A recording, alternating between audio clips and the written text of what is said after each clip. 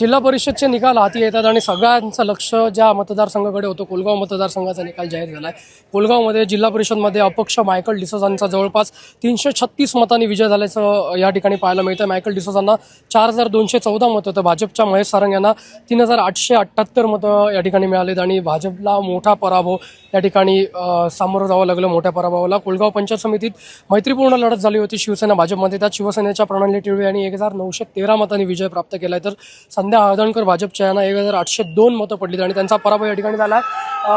त्याचबरोबर आपण पाहतोय तर तवडे जिल्हा परिषद मतदारसंघाचाही निकाल हाती आलेला आहे. तिथे पंचायत समिती सभापती पदासाठी ज्या थेट तिकडनं निवडून जाणार होत्या सुष्मिता जाधव विजयी तिथे झालेल्या आहेत. तसेच संदीप गावडेंचा मोठा विजय या ठिकाणी झाल्याचं पाहायला मिळतं. कार्यकर्त्यांची थेट आपण दृश्य मी दाखवू इच्छितो, थेट जल्लोष आपल्याला पाहायला मिळतोय.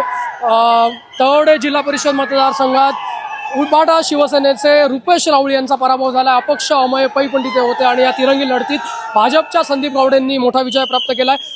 एकीकडे माडखोलमध्ये बघितलं तर सगळे अपक्ष आणि त्याचबरोबर आंबोलीचा जर विचार केला तर तिकडे वरती भाजपनं आपला जिल्हा परिषद सदस्य बसवलाय, तर पंचायत समितीमध्ये शिवसेनेला यश आलंय आणि विलवड्यात भाजप मैत्रीपूर्ण लढत इथे झाली होती. भाजपला या ठिकाणी आपण पाहतोय कार्यकर्त्यांचा जल्लोष इथं आपल्याला दिसतोय. संदीप गावडे हे विजयी झालेले आहेत असं या ठिकाणी समजतंय. मोठा विजय हा या ठिकाणी आपल्याला पाहायला मिळतोय.